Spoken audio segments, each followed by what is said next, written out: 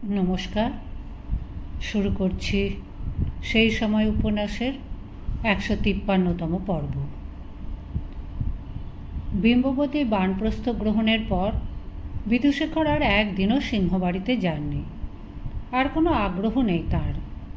শুধু দূর থেকে তিনি নজর রাখবেন নবীন কুমার বিষয় সম্পত্তি সব একেবারে উৎসনে না দেয়। অবশ্য হিসাবপত্রের শুষ্ক ব্যাপার নিয়েও তার আজকাল আর মাথা ঘামাতে ইচ্ছে করে না। তবু এতদিনের অভ্যাস, দিনের মধ্যে একবার না একবার কাগজ কলম নিয়ে বসবেনি। তার নিজস্ব ঐশ্বর্যও কম জমেনি। এরও ঠিক মতন বিধি ব্যবস্থা করে যেতে হবে। কোন দিন তিনি চোখ বুঝবেন তার ঠিক নেই। ভরসা তো একমাত্র নাবালক নাতি আর নবীন কুমার। তার উপর কি ভরসা করা যায়? এরই মধ্যে বিধুশেখরের কানে এসে পৌঁছলো গঙ্গানারায়ণের আগমন বার্তা। তিনি খুব একটা বিস্মিত হলেন না। গঙ্গানারায়ণের মৃত্যু সম্পর্কে তিনি কখনোই খুব একটা ধ্রুব নিশ্চিত হননি। পুরুষ মানুষ এত সহজে মরে না, বিশেষত যার মৃত্যু হলে অপর কারুর খুশি হবার কারণ আছে। যম যেন ইচ্ছে করে তাদেরই স্পর্শ করতে ভুলে যায়। তার ধারণা হয়েছিল গঙ্গানারায়ণের মস্তিষ্ক বিকৃতি ঘটেছে। তাতেই তিনি ভেবেছিলেন যাক, আপদ গেছে। দিবাকর যখন এসে প্রথম জানালো যে গঙ্গানারায়ণ ফিরে এসেছে, বিধুশেখর তৎক্ষণাৎ চক্ষু বুজে মনে মনে বললেন, নিয়তির যেমন বিধান সেই মতনই ঘটুক, আমার আর কোনো দায় নেই। গঙ্গানারায়ণের সহিত কেমন ব্যবহার করা উচিত তা ছোটকুই বুঝবে, আমি আর মাথা গলাতে যাব না। কিন্তু তিনি অন্তরে একটা তীব্র জ্বালা অনুভব করলেন। তার অশক্ত পঙ্গু শরীরটা যেন মুহূর্তে সজাগ হয়ে উঠল, যেন তিনি এখনও তার ছড়িটা দিয়ে গঙ্গানারায়ণকে সাপ পেটা করতে পারেন। গঙ্গানারায়ণের প্রতি এমনই এক বিতৃষ্ণা ও ক্রোধ জমে আছে তার মনে, যা তিনি কিছুতেই বিস্তৃত হতে পারেন না। গঙ্গানারায়ণ যে কিছুদিন বারাণসীতেও ঘোরাঘুরি করেছে সে সংবাদ লোক পরম্পরায় তিনি অবগত হয়েছিলেন। তাতে তাঁর ক্রোধে আরও ইন্ধন পড়েছিল। এই মতিচ্ছন্ন যুবকটি তার প্রিয়তমা কন্যা বিন্দুবাসিনীকে নষ্ট করেছে, বিন্দুকে চিরকালের মতন দূরে সরিয়ে দিয়েছে তার কাছ থেকে। বিন্দুকে সরিয়ে দেবার জন্য তাকে কঠিন সিদ্ধান্ত নিতে হয়েছিল, কিন্তু সেজন্য তার মন যে কতখানি পুড়েছে সে কথা তো কেউ জানে না। চাপা শ্লেষের সঙ্গে তিনি দিবাকরকে জিজ্ঞেস করেছিলেন, ফিরে এসেছে, ভালো কথা।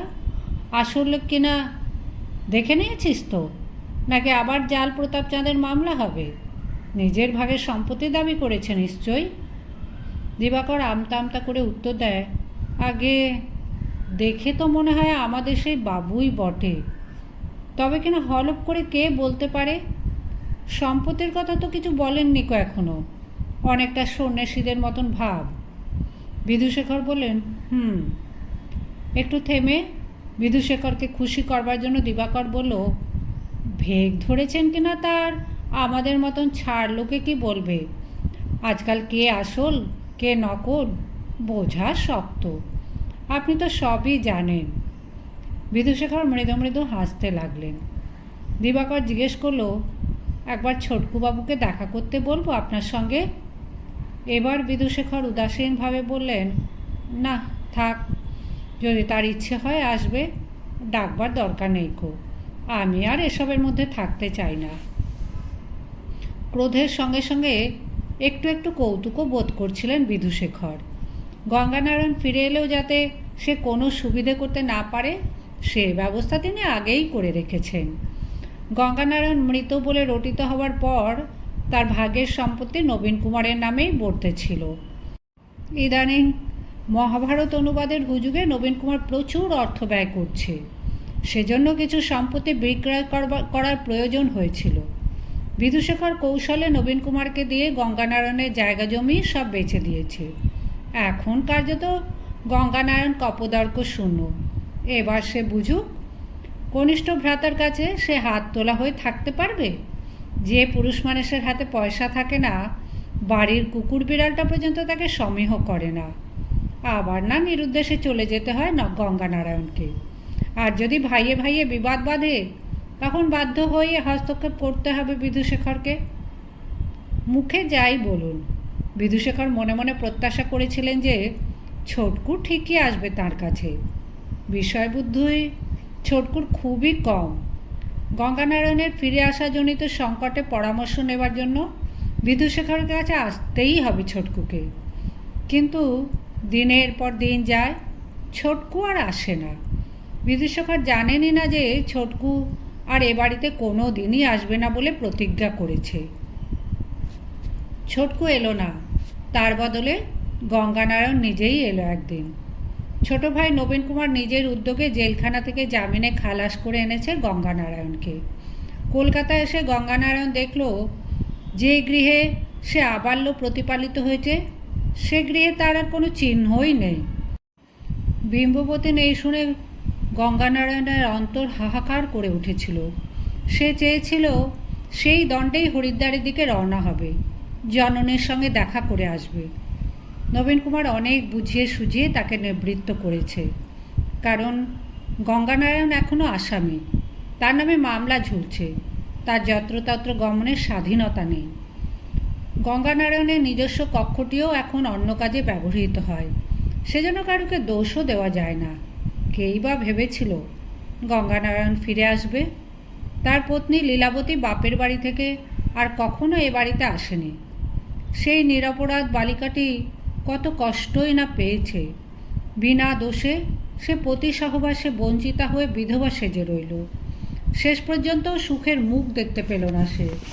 মাত্র 8 মাস আগে সমস্ত জ্বালা যন্ত্রণা জুড়িয়ে সেই ভবধাম পরিত্যাগ করেছে। কানাঘুষো শোনা যায় যে স্বাভাবিক মৃত্যু হয়নি লীলাবতীর, কিছু একটা অসমীচীন ব্যাপারে জড়িয়ে পড়ার ফলে আত্মঘাতিনী হয় সে। তার মৃত্যুর ঠিক 2 দিন পরেই তার পিত্রালয়ে তার এক পিস্তুত দাদা গলায় ফাঁস লাগিয়ে অপঘাতে মরে বলেই এমন গুজবের জন্ম হয়। সে যাই হোক, লীলাবতী মুছে গেছে এ পৃথিবী থেকে। পত্নীর মৃত্যু সংবাদ শান্তভাবে গ্রহণ করে না গঙ্গানারায়ণ। লীলাবতীর প্রতি সে সীমাহীন অবিচার করেছে ঠিকই, কিন্তু সেজন্য যেন সে নিজে দায়ী নয়, দায়ী তাদের দুজনের নিয়তি। লীলাবতী বেঁচে থাকলেও গঙ্গানারায়ণ কি তাকে এখন আবার গ্রহণ করতে পারত? নবীন কুমার এখন মহাভারত অনুবাদ কার্যে খুবই ব্যস্ত বলে গঙ্গানারায়ণের ফিরে আসা নিয়ে খুব বেশি হৈ হৈ করল না। একজন মানুষ থাকে যাদের দেখলেই মন প্রসন্ন হয়ে ওঠে। গঙ্গানারায়ণকে দেখা মাত্র নবীন কুমার অনুভব করেছিল জ্যেষ্ঠ ভ্রাতাটির প্রতি তার অন্তরের টান আছে। এর সঙ্গে তার শৈশব স্মৃতিগুলি মধুর। 2-3 দিন অনবরত গল্প শোনার পর নবীন কুমার বলেছিল, দাদামণি, তুমি এসে পড়ে আমায় বড় বাঁচা বাঁচিয়েছ। জমিদারি দেখাশোনার ভার এবার থেকে তুমি আবার নেবে, ওসব আমার পোষাবে না। বাপরে! গঙ্গানারায়ণ হেসে উত্তর দিয়েছিল, আমি আর ওসব পারবো না রে ছোটকু। এতকাল পথে পথে ঘুরে ঘুরে আমি জমিদারি চালচলন সব ভুলে গেছি, আমায় আর কেউ মানবে না। নবীন কুমার বলেছিল, ওসব কথা শুনছিনি, তুমি গায়ে ফুঁ দিয়ে থাকবে ভেবেছ? তোমার কাঁধে সব জোয়াল চাপিয়ে আমি এবার নিশ্চিন্তি। 2 দিন থাকো না, তারপর নিজেই দেখবে আমার এখন কত কাজ। বিদ্যাসাগর মহাশয়ের পায়ে হাত দিয়ে শপথ করেছি মহাভারত অনুবাদের কাজ আমার সম্পন্ন করতেই হবে। বিধুশেখর এ বাড়িতে আসে না দেখে খটকা লেগেছে গঙ্গানারায়ণের। এ বিষয়ে ছোটকুকে কিছু প্রশ্ন করলে সে এড়িয়ে যায়। বিধুশেখরের প্রসঙ্গই যেন তার কাছে অস্বস্তিকর। তবু গঙ্গানারায়ণের মনে হলো সৌজন্য এবং ঔচিত্যবোধে তারই একবার যাওয়া দরকার বিধুশেখরের কাছে। আগে ছিল ইটের দেওয়াল, এখন লোহার রেলিং দিয়ে ঘেরা হয়েছে সামনের বাগানটি। যে পাম গাছগুলিকে গঙ্গানারায়ণ ছোট দেখেছিল এখন সেগুলি পূর্ণবয়স্ক। তাদের পত্ররাজিতে বাতাসের হিল্লোলে এ গৃহটিকে দূর থেকে আরও সুশ্রী দেখায়।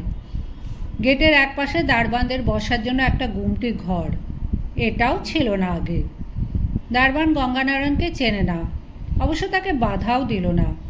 ভেতরে এসে গঙ্গানারায়ণ দেখল দক্ষিণ দিকের উদ্যানে একটি বালক আঁকশি দিয়ে একটা পেয়ারা গাছ থেকে পেয়ারা পাড়ার চেষ্টা করছে। ওই বালকটিকে চেনে না গঙ্গানারায়ণ।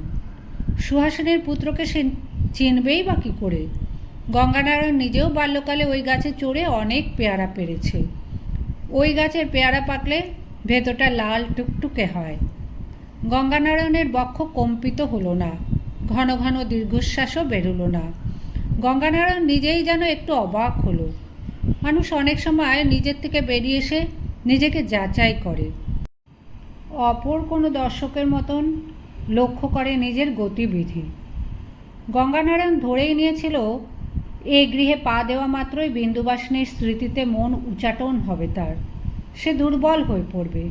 কই, সেরকম কিছুই হলো না তো। বিন্দুবাসিনীর স্মৃতি যেন এরই মধ্যে তার হৃদয়ে হালকা ফিকে হয়ে এসেছে। যেসব দিনগুলি যন্ত্রণার, কাতরতার, আশাভঙ্গের, তা মুছে যাচ্ছে আস্তে আস্তে। শুধু সুখকর দিনগুলি এখন ধরে রাখতে চাই স্মৃতি। সময় এমনই ধন্বন্তরী। সিঁড়ি দিয়ে গঙ্গানারায়ণ উঠে এলো বৈঠকখানায়। সে কক্ষ শূন্য। পাশে আরেকটি বৈঠকখানা আছে, সেখানে বিদুশেখর শুধু তার মক্কেলদের সঙ্গে দেখা করতেন। সেখানে উঁকি দিয়ে দেখল গঙ্গানারায়ণ। সারা বাড়িতেই কেমন যেন খাঁ খাঁ ভাব। একসময় প্রতিদিন সকালে এখানে প্রচুর লোক সমাগম হতো। বেশ কয়েক বছর হলো বিদুশেখর ওকালতি সম্পূর্ণ ছেড়ে দিয়েছেন। একজন নতুন ভৃত্য গঙ্গানারায়ণের দিকে উৎসুকভাবে চেয়ে আছে। একবার সে কিছু জিজ্ঞেসও করল, কিন্তু গঙ্গানারায়ণ তাকে কোনো উত্তর না দিয়ে এগিয়ে গেল ভেতরের দালানের দিকে। সেখানে বসে থাকা এক বৃদ্ধের কাছে গিয়ে বলল, কেমন আছো নরহরি? নরহরি এ বাড়িতে কাজ করছে বহুকাল ধরে। তার বয়সের যেন গাছ পাথর নেই। গঙ্গানারায়ণের কোলে পিঠে চড়েছে শৈশবে। গঙ্গানারায়ণকে নরহরি ভারী ভালোবাসত। স্নেহ জিনিসটা যত পুরনো হয় ততই পাক ধরে। অতকাল পরে ছানি পড়া চোখে নরহরি গঙ্গানারায়ণকে দেখবা মাত্র চিনতে পারল। সঙ্গে সঙ্গে উঠে দাঁড়িয়ে সে একেবারে হেসে কেঁদে অস্থির। একবার সে গঙ্গানারায়ণের গায়ে হাত বুলোয়, আবার সে গঙ্গানারায়ণের পায়ে ঝাঁপিয়ে পড়ে। ব্যাকুলভাবে বলতে থাকে, কোথায় গেছলে দাদু আমার? কেঁদেছি তোমার জন্য। ও বাড়ির মা ঠাকুরুনকে গিয়ে জিগিয়েছি। অন্যান্য দাসদাসীরা ভিড় করে দেখতে এলো গঙ্গানারায়ণকে। অন্দরমহলের কেউ এখনো খবর পায়নি। বিদুশেখরও নিচে নামেনি আজ। আগে বিদুশেখরের সঙ্গে সাক্ষাৎ করা উচিত, কিন্তু এ বাড়িতে লোক মুখে সংবাদ পাঠিয়ে তারপর দেখা করার মতন সম্পর্ক নয় গঙ্গানারায়ণ। সে সিঁড়ি দিয়ে ওপরে উঠতে লাগলো। সে আগেই জেনেছে যে এ বাড়ির জ্যাঠাইমা মারা গেছেন। তার 2 মেয়ে রয়েছে এখানে। একজন দাসী গঙ্গানারায়ণের আগে আগে ওপরে উঠে এসেছিল। সে তড়িঘড়ি ডেকে আনলো সুহাসিনীকে। ধীর পায়ে হেঁটে সুহাসিনী এসে কাছে দাঁড়ালো। গঙ্গানারায়ণ চিনতে পারল না তাকে। মুখের অবগুণ্ঠন সরিয়ে সুহাসিনী বলল, গঙ্গা দাদা, তুমি ফিরেছ শুনেছি। এতদিন পরে এলে? কে? চিনতে পারলে না? সুহাসিনীকে মনে নেই তোমার? গঙ্গানারায়ণ প্রায় স্তম্ভিত। এই সুহাসিনী? কত ছোট দেখেছে ওকে। গঙ্গানারায়ণের বিবাহের পরে পরেই বিবাহ হয়েছিল ওর। সে আজ বিধবা। শরীর অত্যন্ত শীর্ণ, মাথার চুল পাতলা হয়ে গেছে। মনে হয় কত না যেন বয়স, অথচ সে তো বিন্দুবাসিনীর চেয়েও ছোট। বিন্দুবাসিনীর সঙ্গে চেহারারও কোনো মিল নেই সুহাসিনীর। গঙ্গানারায়ণের চোখেতে মনে পড়ল কাশিতে গঙ্গার উপরে রামনগরে পালকির মধ্যে বিন্দুবাসিনীকে দেখার কথা। ঠিক যেন রাজেন্দ্রাণীর মতন রূপ। না, ঠিক হলো না। কোনো রাজেন্দ্রাণীর পাথরে গড়া মূর্তি। তুই সেই সুশী? আমি কিন্তু তোমায় দেখা মাত্র চিনেছি। তুমি সেই একই রকম রয়েছ। তাই সবাই যে বলে আমি অনেক বদলে গেছি। খুব একটা উচ্ছ্বাস বা আবেগ নেই সুহাসিনীর ব্যবহারে। এককালে কি ছটফটেই না ছিল এই মেয়ে। গঙ্গানারায়ণের দিকে চেয়ে থাকতে থাকতে সুহাসিনী 2 চক্ষু দিয়ে নেমে এলো অশ্রুবিন্দু। ও কি সুশী, তুই কাঁদছিস কেন? এতকাল পরে তোমায় দেখেও কাঁদব না? আমি কি এমনই পাষাণ? গঙ্গা দাদা, পৃথিবীটা কেমন হয়ে গেল বলো তো। লক্ষ্মী দিদি আমার, কাঁদে না, চোখ মুছে ফেল। আয়, তোকে অনেক মজার মজার গল্প শোনাবো। চলো, ঘরে গিয়ে বসবে চলো। তোমার সঙ্গে আমার অনেক কথা আছে। ছোটকু তো মস্ত লোক হয়েছে, এ বাড়িতে আসেই না। দিদি গঙ্গার চান করতে গেছে, এক্ষুনি এসে পড়বে। আগে জ্যাঠাবাবুকে প্রণাম করে আসি। বাবা বোধহয় ঘুমুচ্ছেন। এখন এই সকাল 10টার সময় ঘুমুচ্ছেন? বাবা তো ইদানিং সব সময় প্রায় ঘুমোন। দাঁড়াও দেখি জেগেছেন কি না। বিদুশেখরের ঘরের পাশ দিয়েই ছাদে ওঠার সিঁড়ি। গঙ্গানারায়ণ একবার সেদিকে তাকালো। ছাদে শুধু ঠাকুর ঘর। বিদুশেখরের ঘরের দরজা খোলা। পালঙ্কের উপর চিত হয়ে শুয়ে আছেন তিনি। চক্ষু মুদিত, হাত দুটি বক্ষের ওপর আড়াআড়ি করে রাখা। সুহাসিনী বাবা বলে ডাকতেও বিদুশেখর সাড়া দিলেন না। একটু আগে সুহাসিনীর সঙ্গে গঙ্গানারায়ণের কথোপকথন কিছু কিছু কানে গেছে তার। তিনি গঙ্গানারায়ণের উপস্থিতি টের পেয়েছেন, তবু তিনি সময় নিচ্ছেন ওর মুখোমুখি হবার জন্য। সুহাসিনী বলল, গঙ্গা দাদা, তুমি শিয়রের কাছে গিয়ে দাঁড়াও, ডাকো, তাহলেই জেগে উঠবে ক্ষণ। গঙ্গানারায়ণ বলেন, এখন থাক বরং, পরে আসব। না, তুমি ডাকো না, সারাদিনই তো অমনি। শিয়রের কাছে নয়। বিদুশেখরের পায়ের কাছে এসে দাঁড়ালো গঙ্গানারায়ণ। মৃদু কণ্ঠে ডাকলো, জ্যাঠাবাবু, জ্যাঠাবাবু। ধীরে চক্ষু মেলে বিদুশেখর বললেন, কে? জ্যাঠাবাবু, আমি গঙ্গা। বিদুশেখর এক চক্ষু দিয়ে চেয়ে রইলেন নির্নিমেষে, যেন তিনি ঠিক ঠাহর করতে পারছেন না। সাহিত্য ব্যক্তির পদধূলি গ্রহণ করতে নেই, তাই গঙ্গানারায়ণ বিদুশেখরের পা স্পর্শ করল না। বিনীত মুখ করে দাঁড়িয়ে রইল। হাতখানা একটু ধর তো সুশী। সুহাসিনী এসে সাহায্য করতে বিদুশেখর উঠে বসলেন আস্তে আস্তে। নষ্ট চক্ষুটির ঠুলিটা কপালের ওপর তোলা ছিল, সেটাকে ফিরিয়ে আনলেন যথাস্থানে।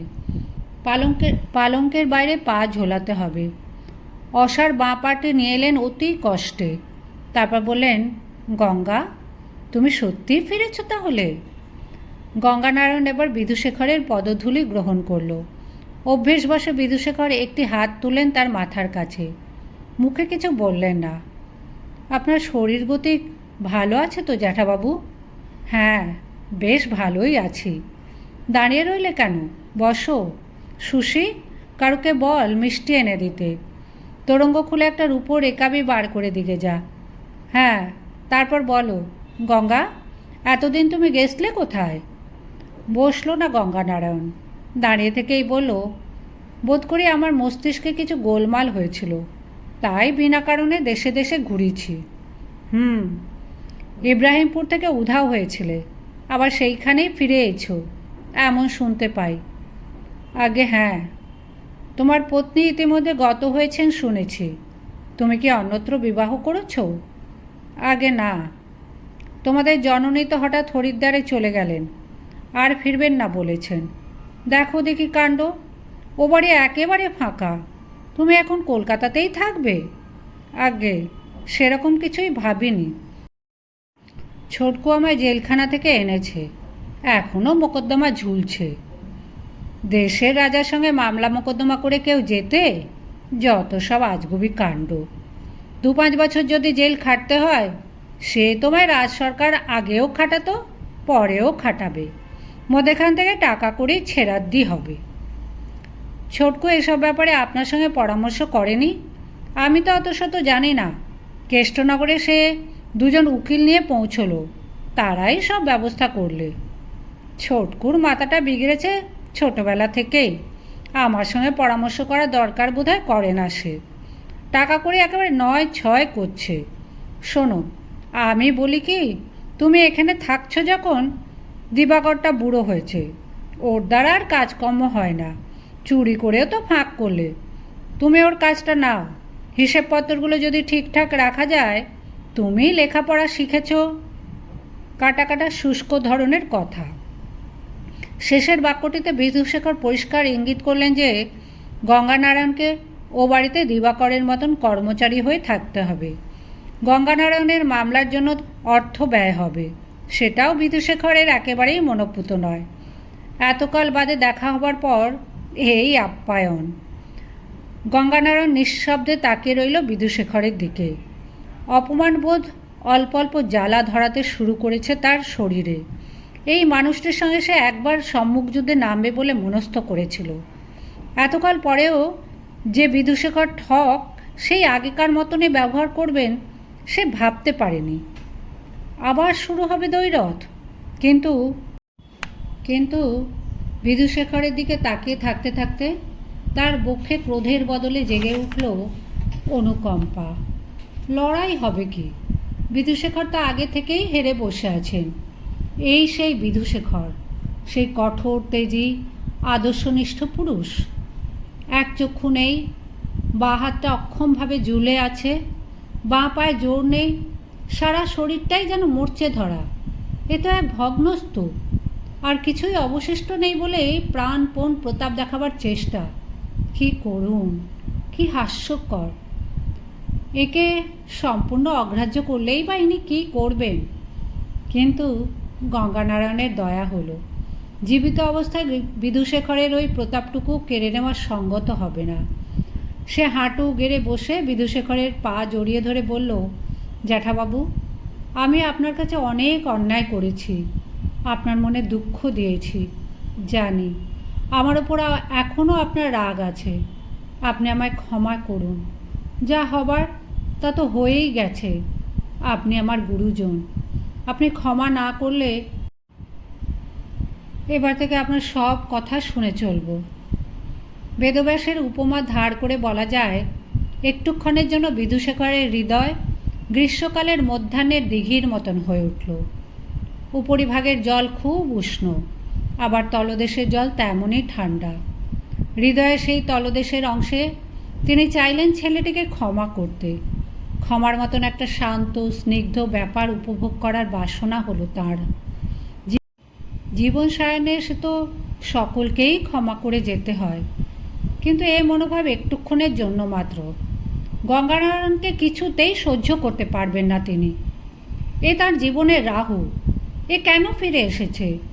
এই যে ক্ষমা চাইছে, এটাও ওর প্রতারণা। গঙ্গানারায়ণ তখনও বিধুশেখরের পা ধরে আছে, কিন্তু একটা আশ্বাস বা স্বস্তিবচন উচ্চারণ করতে পারলেন না বিধুশেখর। আশীর্বাদের জন্য তার হাত উঠল না। তিনি শুধু বললেন, যাক যাক, হয়েছে হয়েছে, এবার ওঠো।